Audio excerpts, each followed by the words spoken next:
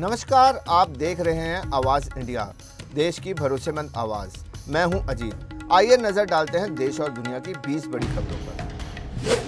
प्रधानमंत्री नरेंद्र मोदी ने इथियोपिया में भारतीय समुदाय को संबोधित करते हुए कहा, इथियोपियाई नेतृत्व और लोगों के प्यार ने उन्हें केवल 24 दिनों में यहां आने के लिए प्रेरित किया। इथियोपियाई पीएम एबिय अहमद अली ने उन्हें देश का सर्वोच्च सम्मान द ग्रेट ऑनर निशान ऑफ इथियोपिया प्रदान किया। पीएम मोदी ने यह सम्मान उन भारतीयों को समर्पित किया जिन्होंने भारत इथियोपिया रिश्तों को मजबूत किया। पीएम मोदी ने इथियोपिया के अदीस अबाबा स्थित अदवा विजय स्मारक पर श्रद्धांजलि अर्पित की। यह स्मारक 1896 में अदवा की लड़ाई में इथियोपियाई सेना की वीरता को याद दिलाता है। पीएम मोदी ने स्मारक पर फूलमाला चढ़ाकर स्वतंत्रता और वीरता का सम्मान व्यक्त किया। दिल्ली सरकार ने प्रदूषण को देखते हुए लिए 2 बड़े निर्णय। निर्माण कार्य रुकने से प्रभावित मजदूरों के खाते में 10,000 रुपये डीबीटी के माध्यम से भेजे जाएंगे। साथ ही दिल्ली के सभी सरकारी और प्राइवेट दफ्तरों में 50% वर्क फ्रॉम होम अनिवार्य होगा। मुख्यमंत्री योगी आदित्यनाथ ने पीएसबी के स्थापना दिवस पर जवानों को संबोधित किया। उन्होंने बीते 8 साल में किए गए सुधारों और उत्तर प्रदेश में कानून व्यवस्था में हुए सुधारों का जिक्र किया। सीएम ने कहा, प्रदेश तेजी से विकसित हो रहा है और निवेशकों के लिए आकर्षक बन गया है। महाराष्ट्र के अंबरनाथ में बीजेपी के उम्मीदवार पवन वालेकर पैनल के कार्यालय पर अज्ञात लोगों ने फायरिंग की। पुलिस ने आरोपियों के खिलाफ केस दर्ज किया। पूर्व विधायक नरेंद्र पवार का आरोप है कि पुलिस को शूटरों के नाम देने के बावजूद कोई ठोस कार्रवाई नहीं हुई। घटना से इलाके में तनाव का माहौल है। आम आदमी पार्टी ने महाराष्ट्र नगर निगम चुनाव के लिए तैयारी पूरी कर ली। पार्टी पुणे में भी चुनाव लड़ेगी और उम्मीदवारों की पहली सूची जारी की गई। संभावना है कि आप पुणे नगर निगम की अधिकांश सीटों पर उम्मीदवार उतारेगी। कांग्रेस नेता पृथ्वीराज चौहान ने ऑपरेशन सिंदूर पर अपनी टिप्पणी के लिए माफी मांगने से किया इनकार।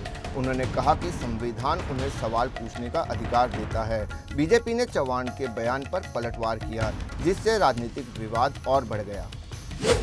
छत्तीसगढ़ के 32,000 करोड़ रुपए के कथित शराब घोटाले में ईडी ने भूपेश बघेल की करीबी सौम्या चौरसिया को गिरफ्तार किया। मनी लॉन्ड्रिंग मामले में ईडी ने उन्हें पूछताछ के लिए तलब किया था। जांच के दौरान कई सबूत और दस्तावेज जुटाए गए। घोटाले की गंभीरता और आगे की कानूनी प्रक्रिया जारी है। भारत का पहला स्वदेशी डाइविंग स्पोर्टक्राफ्ट DSCA-20 नौसेना में शामिल कर लिया गया। यह पोत अत्याधुनिक गोताखोरी प्रणालियों से लैस है। यह तटीय क्षेत्रों में नौसेना के डाइविंग और अंडर वाटर अभियानों को सशक्त बनाएगा। पोत की तकनीकी क्षमता भारतीय नौसेना को मजबूत करेगी।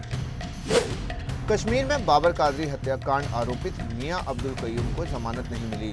कोर्ट ने ट्रायल कोर्ट के आदेश को बरकरार रखा। कयूम पर अधिवक्ता बाबर कादरी की हत्या का आरोप है, जिसकी वजह से उन्हें जमानत नहीं दी गई। इस मामले की अगली सुनवाई जल्द ही होगी। मध्य प्रदेश में पिछले सप्ताह 6 बाघों की मौत दर्ज की गई। वर्ष 2025 में अब तक की बाघों की कुल मौतें 54 हो गई हैं। यह संख्या किसी एक साल में अब तक की सबसे अधिक बताई जा रही है। कांग्रेस ने सरकार पर टाइगर संरक्षण में असफलता का आरोप लगाया। नोएडा के सेक्टर 63 में कंपनी के अकाउंटेंट और चालक से हुई 2 लाख की लूट का खुलासा हुआ। पुलिस ने चालक ओमपाल और उसके 4 साथियों को गिरफ्तार किया। ओमपाल ने अपने साथियों के साथ मिलकर लूट को अंजाम दिया था। पुलिस को चालक पर पहले से ही शक था। गुजरात के अमरेली जिले में बक्सारा के बीच तेज रफ्तार कार पेड़ से टकरा गई। हादसे में 3 लोगों की मौके पर ही मौत हो गई और एक गंभीर रूप से घायल हुआ। घटना में वाहन की गति अधिक होने का संकेत मिला। इलाके में फैली शौक की लहर। उत्तर प्रदेश के अंबेडकर नगर में गन्ने से लदी ट्रक ट्रॉली से DCM की टक्कर में चालक समेत 3 लोगों की मौत हो गई। यह घटना इलाके में चिंताजनक स्थिति उत्पन्न कर गई। पुलिस मामले की जांच कर रही है। गोपालगंज के प्रखंडों में नए साल में 16 स्थानों पर पार्क बनाए जाएंगे। यह पार्क नागरिकों को बेहतर सुविधाएं और मनोरंजन उपलब्ध कराएंगे। परियोजना से क्षेत्र का विकास होगा। लोगों के जीवन में नए स्थानों के कारण सकारात्मक बदलाव आएंगे। अमेरिकी राष्ट्रपति डोनाल्ड ट्रंप ने सिडनी में हुए आतंकी हमले की निंदा की। उन्होंने मारे गए लोगों के लिए प्रार्थना की और घायल लोगों की जल्द ठीक होने की कामना की। ट्रंप ने सभी देशों को रेडिकल इस्लाम के खिलाफ एकजुट होने का संदेश दिया। रूस के इवानोवा में एक AN-22 सैन्य विमान उड़ान के दौरान 2 टुकड़ों में बंट गया। विमान में सवार सभी क्रू सदस्यों की मौत हो गई। रूस रक्षा मंत्रालय ने हादसे की पुष्टि की और जांच शुरू कर दी।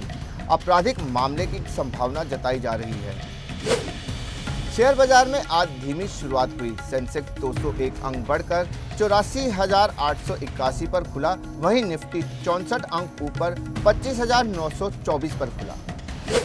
अर्जेंटीना के फुटबॉलर लियन मेसी जामनगर के वंतारा में शेर और टाइगर के साथ मस्ती करते दिखे। उन्होंने शीशे की दीवार के पार शेर के साथ फोटो खिंचवाई। मेसी का यह अनुभव दर्शकों के लिए मनोरंजक का अवसर बना। युवा भारतीय बल्लेबाज यशस्वी जायसवाल को पेट में तेज दर्द के बाद अस्पताल में भर्ती कराया गया। वे सैयद मुश्ताक अली ट्रॉफी में राजस्थान के खिलाफ मुंबई की ओर से खेल रहे थे। जायसवाल को गंभीर गैस्ट्रोएंटेराइटिस कारण आदित्य बिरला अस्पताल में भर्ती कराना पड़ा। देश और दुनिया की 20 बड़ी खबरों में फिलहाल के लिए इतना ही। जुड़े रहिए आवाज इंडिया के साथ। तब तक के लिए नमस्कार।